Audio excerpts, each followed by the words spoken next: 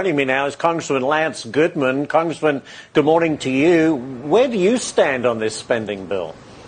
Well, I'm not pleased with it. I'm not happy that we got the text for the bill just yesterday morning at 2:30 in the morning, and it's a 1,000-page bill. We're asking to spend over $1 trillion of the American people's money with no major changes with security at the border. This is what the American people hate. The American people hate that only a few people sit behind closed doors. They write up a bill that comes out in the middle of the night, and then their members of Congress adopt it within 24 hours. They hate this, and it's not just Republicans. Democrats hate it too.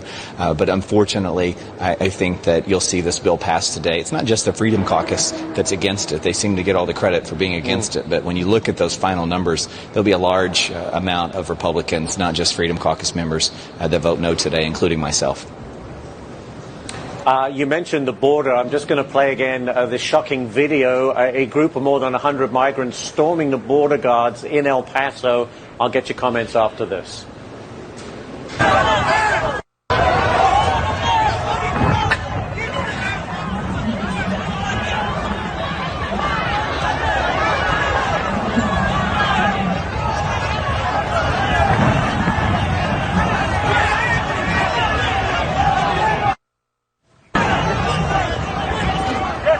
And Congressman, you know, we just showed video there. It's just a mass of people running through the border there, mowing down, National Guardsmen there. I mean, what more can be done to keep them out? It is completely out of control. It's totally out of control, and that is not law and order at the border. That is not a secure border. No. What this administration, led by the president, is telling the American people is wrong. Congress is not standing in his way. What you just showed to your viewers is a result of executive actions that President Joe Biden has put forth since the few days after Donald Trump left office. He could reverse this. He could put a stop to this. It is true that Congress should and needs to pass more legislation to help secure the border, but what good is legislation if the executive branch is not going to enforce the law? That's not what they're doing. They're not enforcing the law. They need to enforce the law, and President Biden needs to reverse the executive actions that he's put into place. The scene that you just showed would not be allowed to happen at a U.S. embassy. Those people would have been shot if it was at a United States embassy. Why are they able to just plow across our law enforcement on our southern border? It's embarrassing. And there's another aspect to this as well, and you're going after the Biden administration over thousands of migrant children reportedly lost, just vanished. I mean, what do you want done?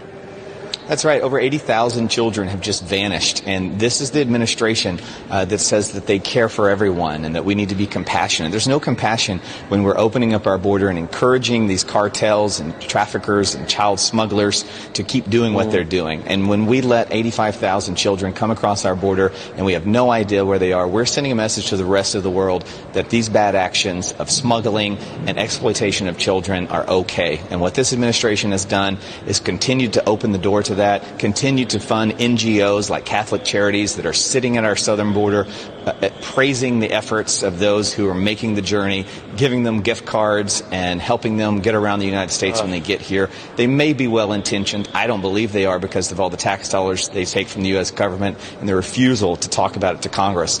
But what they're doing is encouraging this massive migration, and it's not stopping anytime soon. We've got to take back the White House in November.